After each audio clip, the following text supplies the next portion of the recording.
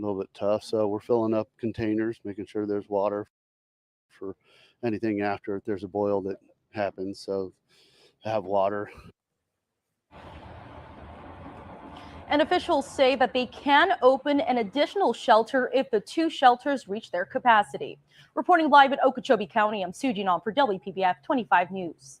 And out of an abundance of caution, all Palm Beach County schools will be closed tomorrow. All after-school activities are also canceled tomorrow. As for today, schools were open as normal, and aftercare programs will remain operational through 6 p.m. All extracurricular activities, athletics, evening leases, and evening adult education classes, though, are canceled. As for the Treasure Coast and Okeechobee County, each district will close, but some on different days. Indian River, Martin, and St. Lucie counties have canceled classes for tomorrow and Thursday, and Okeechobee County schools will be closed Wednesday, Thursday, and Friday. Staying on the Treasure Coast tonight, storm preparations are well underway. Our Steve King is live in Vero Beach with the safety measures being taken tonight. Steve?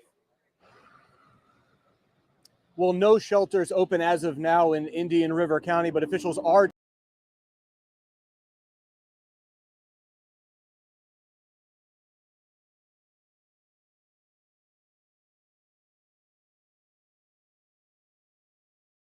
trash or yard waste pickup tomorrow, and all county government offices are closed tomorrow and Thursday. The county's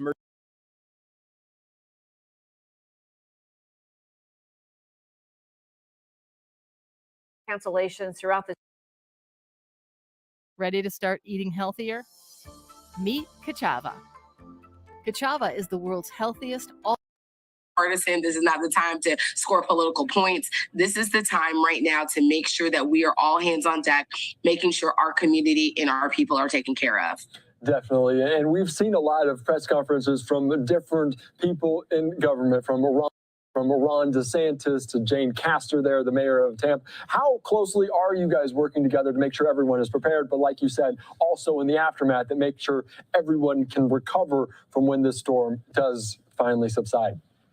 Listen, Andy, I feel like my phone doesn't even have a chance to charge because I am on it, making sure that I've been talking with mayors and commissioners, the governor's office, also talking with, EO and FDM and other officials, making sure that they know that there's a constant communication, but also having a conversation with our utility companies, being in touch with FPL and TECO and Duke, and making them sure, and not only asking what they can do for me, but how I can be of assistance to them as well on the ground as well. So I'm fully prepared, after this thing makes landfall, to be out on the ground, to be working with our partners, to be making sure that people have what they need. I really believe that you don't just do public service by getting on Twitter and on Facebook, but you're actually with the people and you're making sure that they have the things that they need. And I got to tell you, we have a really great team. I'm, like I said, I'm a lifelong Floridian, and in these times, we see what we're made of, and we're seeing that we're made of some really good stuff. And I know that we're going to be able to get through this as a state and as a community. Definitely. And don't forget to keep that phone charged, because obviously with the power, we're not sure what's going on there. So you got to make sure that phone is charged. And I was going to ask you, because as a Floridian, a native Floridian, but Tampa really hasn't seen a major hurricane in some time. Do you think people are maybe a little bit more prepared, or how do you think people are reacting knowing that Tampa, the area of Tampa, hasn't really seen a hurricane of this strength in some time? Listen, I think it's a little bit of both. I think that folks are, somewhat like, oh, it's fine. Like, we've been here before, and we'll be okay. And I think folks are like, oh, wait, some of our leading meteorologists are saying, listen, like, we're panicking. Like, you need to make sure you have what you need. So that's why I've been urging folks, like, as someone who is a lifelong Floridian, as someone who was kind of looking at the storm, like, what is this really going to do? That this is not the time to play it out and pretend that we are at-home meteorologists and are at-home experts. But this is the time to really, if you need to evacuate, if you need to make sure you have sandbags and board up your houses. And we've been providing information so people can go to Twitter at RepMKR WRG, up-to-date Twitter information. Also, you can sign up for email updates. My office has been sending them out 3 times a day. And there's also direct contact information. And we will make sure that you get in touch with who you need to get in touch with. Definitely. As Hurricane Ian bears down on Florida and the community there, we wish you nothing but the best. And thank you so much for joining us here on Live Now from Fox, Michelle. Thank you so much, Andy. And you guys stay safe. Take care. Thank you so much. We appreciate you following along here, and we're going to continue on Live Now from Fox. That was, of course, Florida State Representative Michelle Rayner. We appreciate her so much for joining us here on Live Now from Fox as we continue to track this storm, Hurricane Ian, as it slowly approaches and will potentially make landfall in the next 24 or so hours. We will continue to follow this very major story here on Live Now from Fox as we continue on here on Live Now from Fox. We're going to continue to follow some of these big stories from around the country and get more of an update from different offices, including in Hillsborough County this morning. We're going to take a quick 2-minute break and then get into some of those big updates next.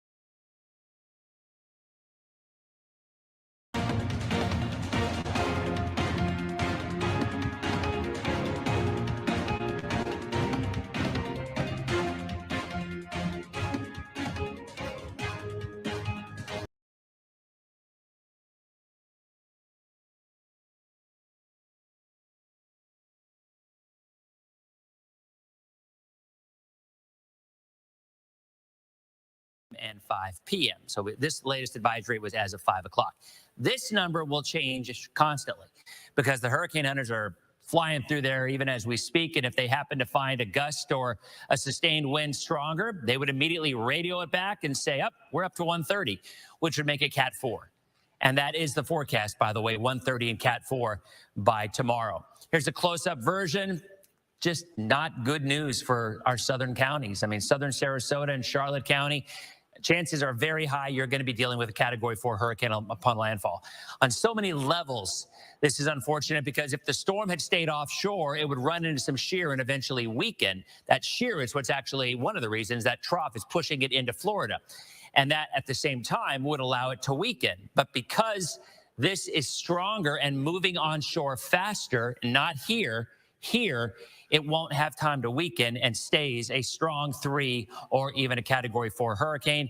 And then to add insult to injury, it kind of lingers for a couple of days in this general area. And because it's big enough, remember, tropical storm force winds will cover the entire state, not hurricane force, but tropical storm force. So this is going to linger for a couple of days, which means we are going to have tropical storm force winds for 36 to 48 hours. You throw in a foot of rain, the ground gets soft, trees start to fall with that kind of wind. To me, that is the threat overall in our area. Trees falling because of all the rain and the steady wind. Now, surge is obvious. We've been talking a lot about it, and anybody who went through Ada a couple of years ago knows what storm surge can do. There's sometimes you can't get out of it. I will use our own Wendy Ryan as an example. We talk about this often. 2 years ago, when Ada came in, Wendy drove home and drove into an area, and all of a sudden, out of nowhere, water was flooded, and her car was done, and she had to be taken out of the window. It can happen, and it can happen like that you don't even know it's going. So whether or not you actually have surge in your home or near your home, if you are driving around on Thursday at high tide, especially when the water is going to be highest, and it varies, there's going to be 2 cycles of high tides we're going to go through. You do not want to drive into that flooded water because it can happen very, very quickly before you even know it. So there is a look at the surge totals. Northern counties, 4 to 6 feet, Citrus, Hernando, and Pasco. And I'm not throwing Wendy under the bus. We talk about it all the time, and she knows she knows about it now. But then again, she also used to tape her windows up with masking tape, so there's that too. She doesn't do that anymore either. So that is true. She has learned. So anyway, across Pinellas and Hillsborough County, you've got 4 to 6 foot surge. That is better.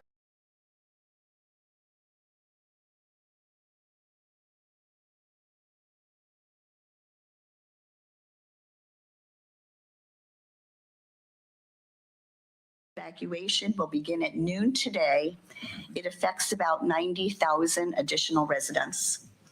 As of now, all residents in Zone A, Zone B, those in mobile or manufactured homes, and those in low-lying areas prone to flooding must be evacuated by 9 p.m. tonight. That's worth repeating. 9 p.m. tonight, everybody who is evacuating needs to be where they are going. This affects about 390,000 residents in total. Hillsborough Area Regional Transit Authority, HART, will operate in the zones with mandatory evacuations until 9 p.m. The service will be fare-free. I cannot emphasize enough the importance of heeding our evacuation orders. We are here to protect you and your family, and it is in your best interest to evacuate if you live in these specific areas. And remember, you don't need to go to a shelter. Ask a relative, a friend, a coworker who lives inland if you could stay with them. Also, please double check your hurricane kits once again to make sure you have enough supplies and medicine for you and your family to last at least 7 days. I want you to know that you are not facing this alone. We are in this together. We will get through this together. Please stay safe. Thank you.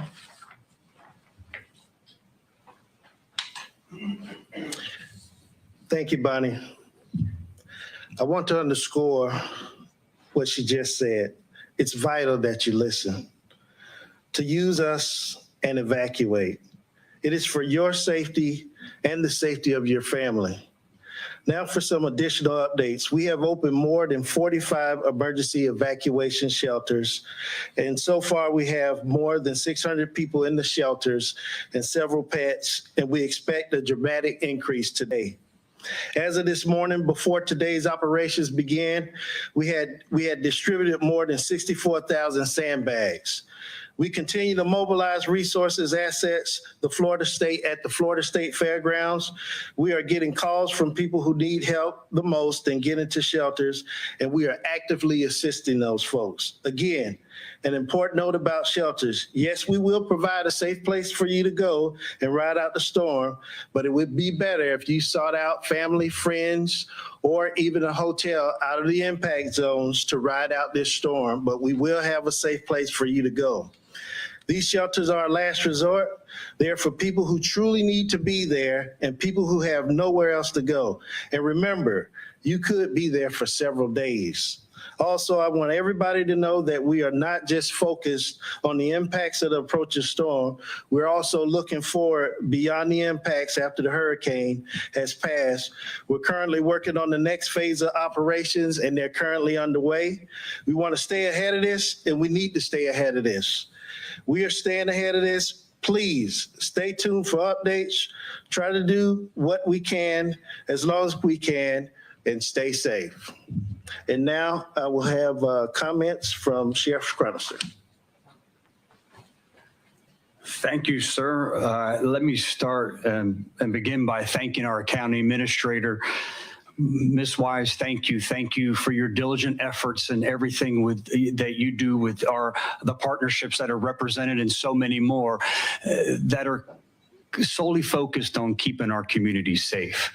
I also want to take just a moment to thank the 4,000 employees of the Hillsborough County Sheriff's Office, Chief Dennis Jones, and every employee with Hillsborough County Fire Rescue who kissed their families goodbye this morning, not knowing that they will see their families for the next several days so they can focus on the community and make sure that this community remains as safe as it can be during such a storm.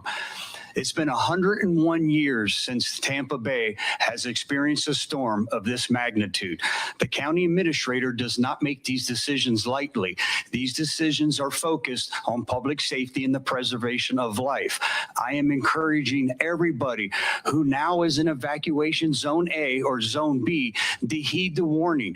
Get your families to safety. There's nothing more important than to protect you and your family's life. I have to tell a quick story here if I can. During the last storm that impacted Tampa not too many years ago, there was an elderly female who called 911. The storm conditions were well into the 60-mile-per-hour range. There was extreme flooding. It was some very poor conditions.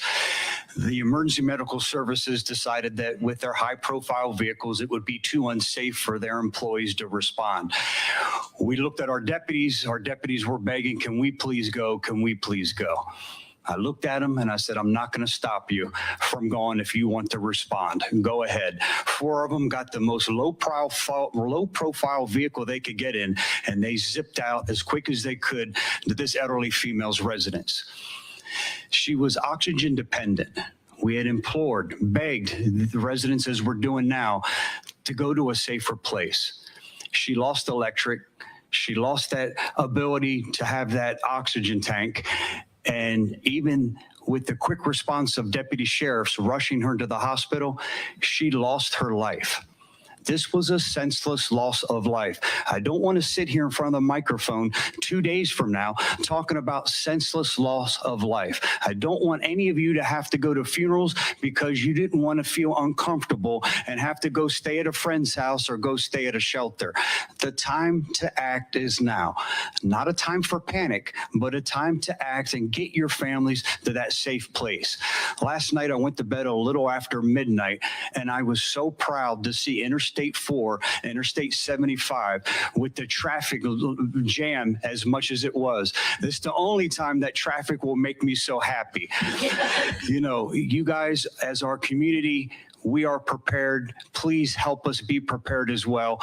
Don't be that individual who picks up the phone and calls for help. I can assure you there's no greater empty feeling than picking up the phone and saying, "Okay, I'm ready. I need help," and help will not be on the way. Stay safe, everyone. Thank you, sir. We'll have comments from Sherry from TECO. Good morning. Based on the intensity of Hurricane Ian, Tampa Electric would like to prepare our customers to be ready for extended outages. Now, in anticipation of that restoration, Tampa Electric has called in thousands of line workers from other utilities from out of state, from as far away as Texas and Indiana, to help us restore power after the storm has passed and it's safe to work. In addition to that, Tampa Electric is executing a targeted interruption to a small part of downtown. This affects the western edge of downtown Tampa, the area including the Straz Center and surrounding buildings. This area is already evacuated, and this interruption will allow us to shut down that equipment ahead of the storm to help speed restoration after the storm. Thank you. We'll hear from Adelaide from Hart. Good morning. Thank you. Again, thank you to Ms. Wise for her leadership and for convening this conversation this morning. I just wanted to quickly specify the routes that will be impacted with the closure of or the termination of our service after 9 p.m. today in both Zones A and Zone B.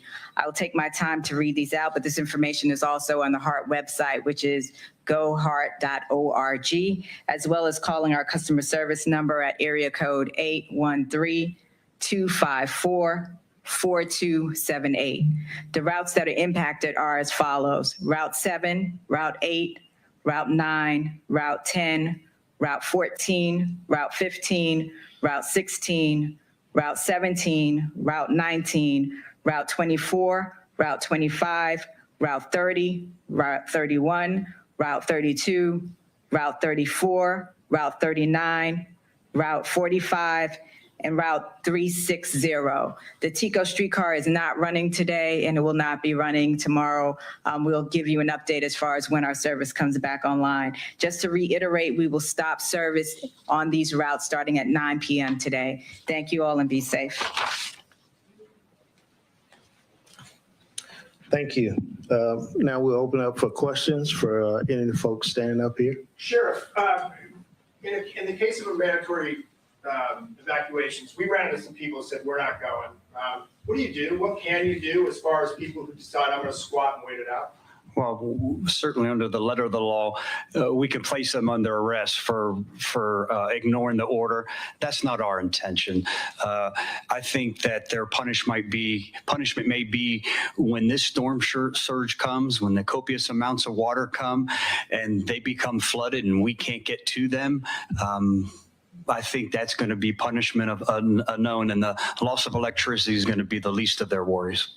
And in a case like this, do you have a thought on percentage of who, obviously you want 100%, but the compliance of something like this, do you have an idea of what percentage you think will comply?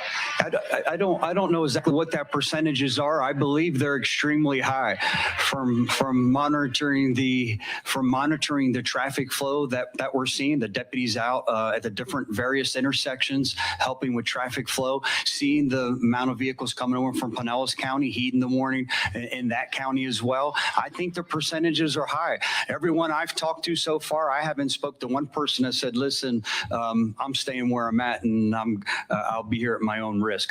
We haven't experienced that. Everyone I've talked to has seen people moving out. And again, I think people sometimes hate the fact that they have to leave the best place where we feel the safest, right, is our home. And I understand that. But I would ask them to look at every employee at Hillsborough County Fire Rescue and every deputy sheriff who's going to be sleeping on the floor of a fire station or a police station. And that's not the most comfortable place they want to be either. But sometimes the most uncomfortable place is the safest place. And we need our public. And again, you bring up a great point. You have to heed the warning. And again, I hate to be that individual who is responsible for a family member who loses their life, or the life that you lose may be your own because you ignored to evacuate. So I'm not worried about going out. We're not going to arrest our way out of some type of evacuation problem.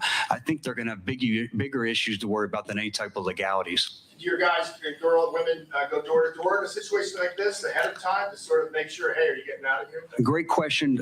We basically do. They're on their PA systems going through these neighborhoods constantly 24 hours a day, and we'll do it until it's unsafe, announcing that there's an evacuation order in place. Please heed the warning. So we'll do that. But again, understand, we're not throwing anyone out of their homes. If they decide to stay, listen, they're going to do it at their own risk. Do you have a message for businesses that might stay open? I don't know if that's a necessary message. Everyone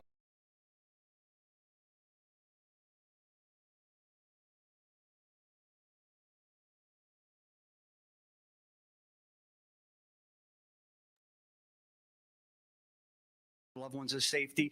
We haven't seen anything.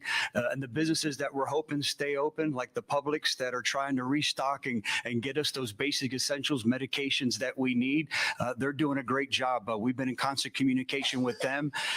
They have informed me that when it gets to a point where conditions start to worsen, they're going to have to stop service to their community as well. So again, I don't think these are going to be issues that we're going to have. They want to do everything they can to keep their employees safe, just like we do. Ma'am, from Tico, can you a little more detail on the targeted power? The targeted interruptions? There you go. Yes. So there's one for sure. That is the western edge of downtown. It's the area around the Straz Center and the Barrymore Hotel and that section of town. That one is expected to occur later today, and those buildings are already under evacuation. We are also considering a targeted interruption on the southern tip of downtown, and that includes all of Harbor Island, all of Davis Island, excluding TGH, and the two hotels there, the Embassy Suites and the Marriott, and the Transportation Center. That is still under consideration, and we'll be making that decision later today. Can you give us your name and title? Sure. Sherry Jacobs, CHERIE JACOBS, spokesperson for Tampa Electric. When you say temporary interruption to Harbor Island and all that, what do you mean by that? It's a targeted interruption. We're pinpointing equipment that might be at risk for storm surge, and it's proactive. The section on the western edge of downtown would occur later today. The southern tip would likely occur tomorrow. And that is in anticipation of storm surge. So by shutting down the equipment ahead of time, it will help speed restoration on the back end. Sort of like, do I repair my car or do I replace my car? Replacing your car would take longer. So it is in anticipation of speeding restoration to those areas. You were just listening in as Hillsborough County officials providing an update there. That is a county that represents a lot of Tampa as we continue to follow this on our XRAD weather computer model there as we continue on. As you can see, the cone of uncertainty shifted a little bit to the east as it will approach Florida. And obviously people are still saying make preparations no matter where the cone of uncertainty is because it could shift at any moment. We're going to continue on and keep an update on all these different cameras we're looking at here on Live Now from Fox. You can see all the feeds coming in here at this hour as it's just past 8 o'clock on the East Coast, just past 5 o'clock on the West Coast here. I'm Andy Mack. Thank you so much for joining us as we continue to follow this major breaking story, and it's only going to get bigger the next few days. Of course, we are making sure everyone is prepared and staying safe, and we are providing updates from different officials, including out of Fort Myers. Here's a tweet from that group as they are. An evacuation notice has been issued for zones A, B, and parts of zone C. Please take advantage of the 14 open shelters in Lee County, which is in Fort Myers, which is south of Tampa and that Hillsborough County, including Dunbar High School. Visit for a complete list of shelters. And I want to give you a bigger look at this map as we heard from Robert Ray, our Fox weather associate, a little bit earlier.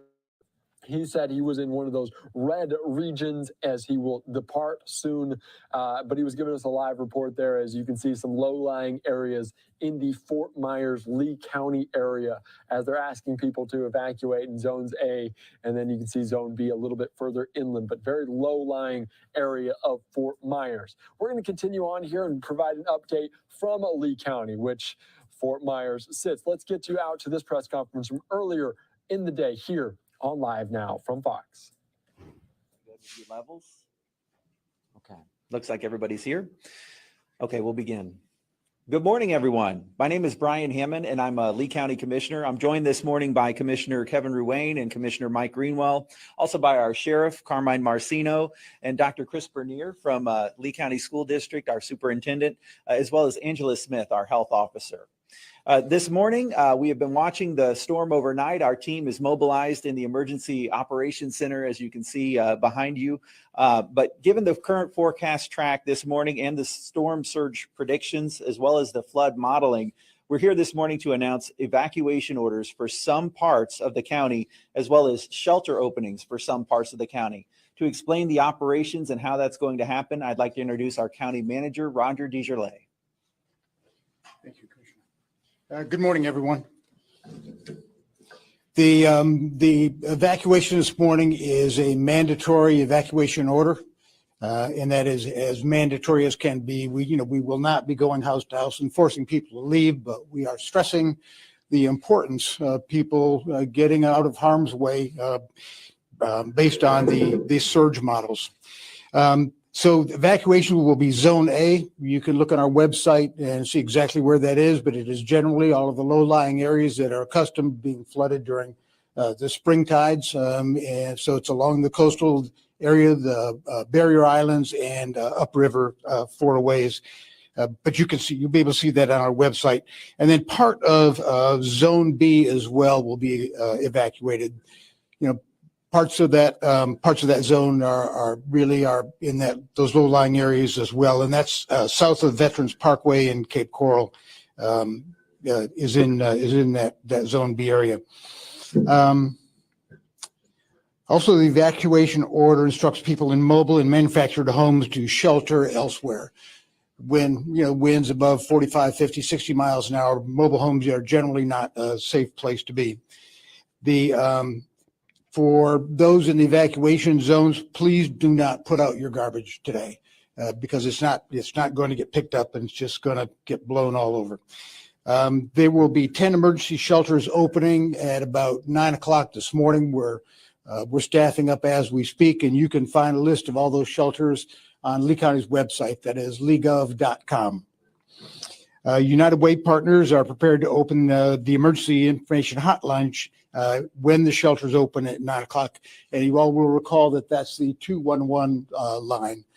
Anyone who needs help in understanding their evacuation zone or what they need to do to finish preparations, 211 is the right number to call. Please do not call 911 unless you have a true emergency. Let me see. A list of those on our website is all. Let me see. Excuse me. This is 0 dark 30 this morning.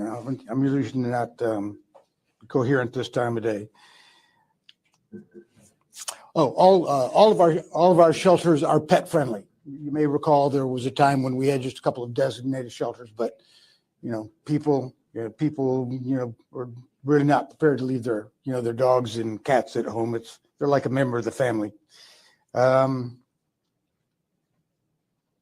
we also encourage these shelters are a refuge of last resort. They are not comfortable. So we'd encourage people as their first choice to see if they have relatives or friends outside of the area that's going to be affected by the storm. And you need to know that the EOC now has gone from partial activation to full activation. And we will continue to monitor the storms throughout the day and provide you the information on any of the changing operations as they occur. I'd like to introduce Sheriff Marcino, please. Thank you, sir. Thank you. Good morning. Thanks for being here today. Just want to get a point across that we are going to feel this storm. How badly is still undetermined. My top priority, as always, is keeping everybody safe during this event. We look at it in 3 ways. It's before the storm, during the storm, and after the storm. And before the storm, we try to get that message out to get your non-perishables, secure your homes, and make sure that you're ready for several days without electric if need be. During the storm is most important. We want you to be at your location. We want you to be safe and also understand, and we stress the fact that once the winds hit a sustained 45 miles per hour, law enforcement, emergency personnel are not going to respond. So God forbid someone does need 911 and they dial, a law enforcement officer is not going to respond until it's safe to. I will ensure absolutely the second it's safe, we will begin answering calls immediately without hesitation in priority. Also, don't leave your homes unless you have to. Sometimes things look like they're safe. Down power lines, The bridges are, another one. I mean, we are going to let those bridges naturally flow, and we're going to continuously monitor them by patrol and also by the latest and greatest technology at the Real-Time Intelligence Center. But we want you to stay off the roadways. Let's get this storm or whatever it brings us past us to ensure that you get out there and you're safe when you do. County's done a great job with our shelters. We will be manning the shelters to make sure people are safe. And again, we will get through this. The great residents of this county and the state of Florida, we're no stranger to these storms, but we ask that you work with us and help us make certain that you're safe. And thanks for being here today. We'll take questions if you have them. Yes, ma'am. How much space do we have at these shelters, and what should we not bring? Sandra? Yeah, we feel confident that we're able to adequately support the number of people in the evacuated areas that we feel will be seeking the shelters. And in people who are going to be coming to the shelters, we do ask that you bring any essential supplies, medications. If you're bringing pets, please bring food, a cage for your animals, leashes. We don't have cots at shelters, so please bring something to sleep on, a pillow, and some entertainment, books, because if you do, power goes out, then you can't charge your devices. So just bring anything that you feel that would make you comfortable. Keep in mind that there could be crowding at the shelter, so try not to bring too much stuff. When you enter, you'll get a small area in the shelter to reside in during that time. Before Irma, I believe you issued an order 2 to 3 days before impact. We expect impact tomorrow. Did you kind of consider issuing this order before? What stopped you, and what kind of changed overnight? We did consider calling for evacuation yesterday, but given the uncertainty of the path, the timing just wasn't right. And so the current path with the anticipated impacts of the storm meets all the criteria that we use for calling for evacuation. And the areas being evacuated are small compared to the evacuations during Irma. You may recall that Irma covered the entire state with hurricane force winds. This storm was much smaller. We don't expect nearly the same kinds of wind velocities that we saw during Irma. So calling for evacuation today is a perfectly reasonable decision. Stacy. Roger, a lot of new people to Lake County and Florida. What message do you have for those folks that are new to our state and our county? People who have moved to Lee County in the last several years after Hurricane Irma, which of course was the last storm, is they should stay tuned to the local television stations and news outlets for all of their information, and we will continue to provide storm information to the TV stations and others, so that people will then they'll know exactly how to react, whether it's evacuation or picking up all of the furniture in their yard and debris so that it doesn't blow and damage neighbors' homes. So it's a lot of common sense. But if you're in the evacuation zone, go ahead and leave. Take your time, but go ahead and leave now. But otherwise, pay attention to the TV stations. Yes, sir. Kevin, what advice do you have for people at Fort Myers Beach or Sanibel that decide not to go? Well, if people on the barrier islands who decide not to go, they do so at their own peril. The best thing they can do is leave. With the kind of tidal surge we're talking about, it would not be uncommon for both islands to be overwashed, and it's a dangerous place to be. We cannot, by law, force people off the islands, but we strongly recommend that they go. Yes, sir. As far as trash and yard waste goes, are you advising residents to still put that out today? Are we still picking those items up to make sure that they're not, flying around in the case of strong winds? If you're in the evacuation zone A and partial B zone, partial evacuation zone and B, that you not put your trash out. Everyone else, go ahead, put their trash out. We'll be picking up today based on the regular schedule, and then we'll see how the storm progresses, and we can announce later today or tomorrow about future trash pickup days. Yes, ma'am. We still have residents asking about sandbags. Do you know the status of that? Will there be any available today? Sandra. We did have the sand locations out yesterday. Many of them were depleted. So there may still be some sand drops locations that are available. You can contact your fire districts if you're still looking for some sand. How many people do you expect to leave and how many people kind of live in these zones? So there are about 250,000 people who live in the evacuation zones that we've outlined, and we would anticipate about 10%. Based on history, 10% to leave. Is there a place you advise people to kind of go? A certain area that you think would be, a better place to evacuate? Simple enough to pay attention to the forecast track of the storm as it progresses. And first, if the people are going to leave, find a relative or friend outside the evacuation area, outside the effects of the storm as first choice. Second choice, go to one of the shelters, one of the 10 shelters, and as a last resort, stay at home. It's depending on where you live. Sheltering at home is not a bad option, but people will have to make their own decision. Lastly, can you just briefly go over Zone A and Zone B, which areas name the locations? Sandra. Yeah, and we'll be posting a map. It'll be important to direct residents to the map because then they can see where they live pinpointed to that map. But essentially, Zone A is all the barrier islands and all the coastal areas and leading up to the borders next to the river, the Caloosahatchee River. And there'll be some areas down in the Bonita area closer to the Imperial River. So again, important for everyone to look at that map. And then as was stated earlier, Zone B, the only Zone B that is called for is south of Veterans in Cape Coral. You were hearing an update there from Lee County officials, and here's the map they were referring to out of Fort Myers. We're going to take a quick 2-minute break here on Live Now from Fox.